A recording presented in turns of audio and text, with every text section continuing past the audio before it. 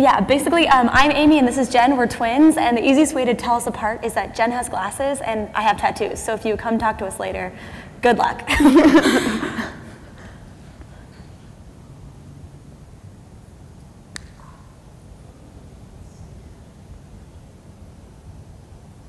The bar is calling everyone's name, isn't it? It's like, just get it done with.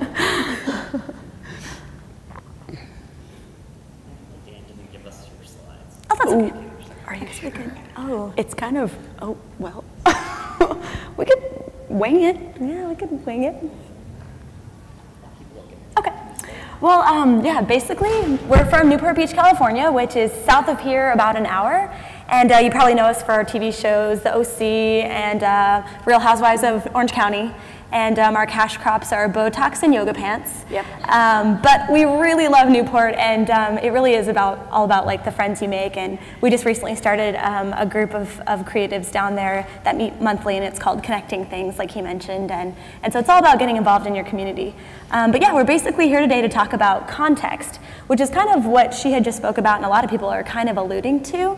But if content is king, then context is definitely queen. Because you could have two identical pieces of content, right?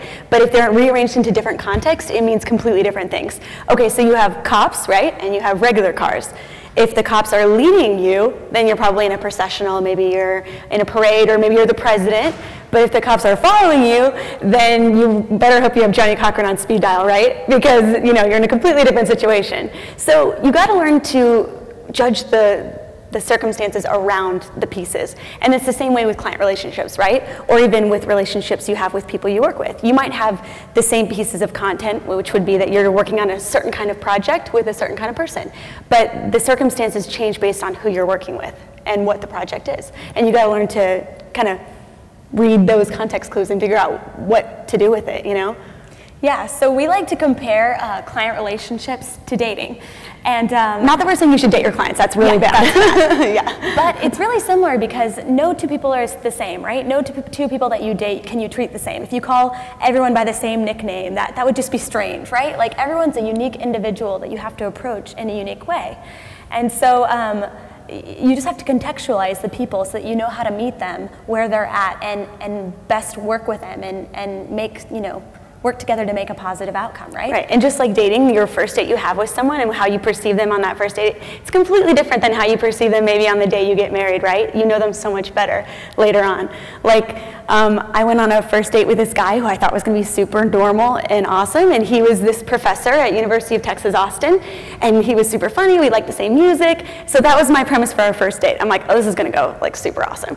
So we're sitting there in the restaurant and we're talking and I'm telling him about my childhood and all my problems, as you do on a first date, and we're having a good time, and this kid is like melting down beside us and just screaming and crying, and he's like, hey, could you stop for a minute? And I'm like, sure, and he like points to the kid and he does this. And the kid stops crying. And I was like, what did you just do? And he's like, oh, by the way, I'm a warlock. And that literally happened to me. And side note, Jen has accidentally dated I feel like it's three. Two warlocks I've dated without knowing. And this must be Orange County? I don't know, but anyways. So I'm thinking, okay, I have a totally different perception of this guy now, and I'm not gonna probably talk to him the same way as I would have before. Maybe I'll tell him way more weird things about myself. I don't know. But it just goes to show that you can't really trust people, not trust, but you can't judge people on face value, right? You've got to take the time to get to know them more and more. And it's the same thing with clients or with people you work with. It's not so much that you can know going in exactly what's going to happen. It's more that you have to keep an open mind and be willing to kind of roll with the situation as it goes, right? Okay, so I found out he was a warlock. Did I just get up and leave? No. You just figure, okay, well, I'm learning more. I'm getting used to how to talk to him, and you just adapt. Because if you don't adapt, then you're going to become completely irrelevant, and you're going to get left behind. Right. So you kind of have to play Sherlock a little bit, right? You have to use context clues, and she was mentioning something that we tell our students, which is that nonverbal cues are everything. And I feel like a lot of students today are really bad at this. They sit in class, they're like slouched back in their chair, arms crossed, like mouth open for whatever reason. They don't know how to close their mouths, and just like completely aloof to the situation. And I'm like, listen, if I'm your greatest ally right now, I'm your first connection to the outside world, and you're a senior, and next year you're going to be getting jobs, and you're going to want my approval. And if you go into an interview acting like this and communicating like this, that you're closed off, you don't care, you're above this, and that's communication. That's you contextualizing yourself as being above the situation, when really they're just scared and insecure. So a lot of it is just being comfortable with yourself. You do you, like Beyonce says, right? Yeah. You do you. Yeah. So, and it's putting out there the vibes that you want to get back, which sounds so cheesy, but whatever. But it's making sure that the person you're working with knows that you're for them, and that you want it to turn out good.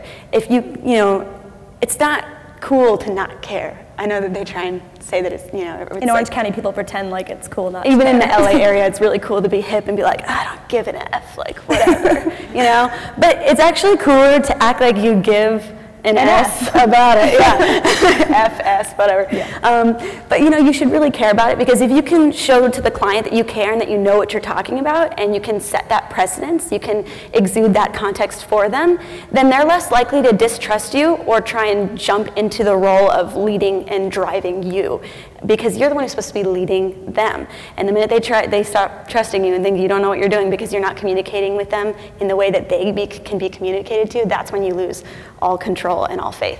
So be sure to judge from those context clues how they like to be talked to. You've got cats people and dog people, and we're not talking about pets, are we? Is it the kind of person who needs like a pet every day, and they need to go walkies and they need dog bones and stuff? That's a dog person. They're more of like a relationship kind of client or person to work with, and they need a little bit more reassurance. Or are they a cat person? Are they more independent and they can kind of do their own thing? They just need like a couple kibble in their bowl every day. If you know who you're dealing with, then you can deal with them on the level that they're able to be talked to, and that's that much more chance that you're going to have a great project or a great business relationship with them. So again, it's just all about context. So yeah, so you can contextualize your client, you can contextualize yourself, and also just there's an importance of context and communication, right? So much of our work today is done over email and phone, where there isn't the ability of someone to see your face and see that you're really interested and you're really engaged. So sometimes you have to go that extra mile to just reassure people. Like, text message is the perfect example. Like, if I texted my boyfriend and I was like, hey babe, how was your day? And if he just texted back, fine, period, that would not be okay. So if he texted back, fine, smiley face, I would be like, oh, he's busy, but he's having a good day and we're all fine. So that extra little piece that he added in there for me, like, met me where I was at, So go the extra mile. Obviously, it's not emoticons all the time, but it could be. Just go the extra mile when you're communicating with people, especially if you're not able to meet with them one-on-one, to let them know you're there for them and let them know that they can trust you and that they should trust you. Because in the end, we're all just big balls of emotion. We're people dealing with people, and as much as we're hoping that they're going to make educated decisions based on white and black and what's right and wrong, it's a very subjective field that we work in, right? It's very creative, and sometimes it isn't a yes-no answer. We're having to sell them. We're having to be John Draper and like give them the pitch, So if we can meet them where they're at, and if we can meet them as humans and meet them on that emotional level, until robots take over, we gotta appreciate that human element. Yeah. And so probably the last thing that we'd say is learn to be grateful in any capacity for the client or the person you work with, especially the ones who are giving you hell, because that's a part of your job and it can seem like a necessary evil, but start looking at it as that's like they're the ones who give you the ability to do what you do every day. And if it's just to being grateful for the fact that you're not living on a couch eating ramen every day because they're paying you, then cool, that's what you can be thankful for.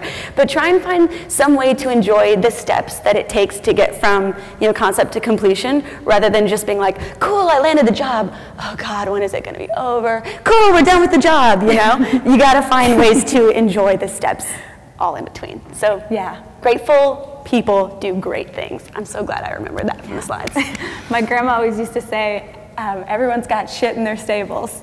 So it's you making the choice of, am I going to wallow in it, and am I going to let these problems and these hiccups in this project define the project? Or am I going to get out of the stable and I'm going to take these problems and pivot I wish we had this gif of Ross from Friends going, pivot! With the couch. Do you remember that episode when they're trying to get the couch up the stairs? But anyway, but you have to learn to pivot, right? You have to take the hiccups and you have to learn how to be like, okay, this is not going to stall this whole project. We can still make this a win if we just take the reins and learn how to adjust. Cool. Thanks, guys.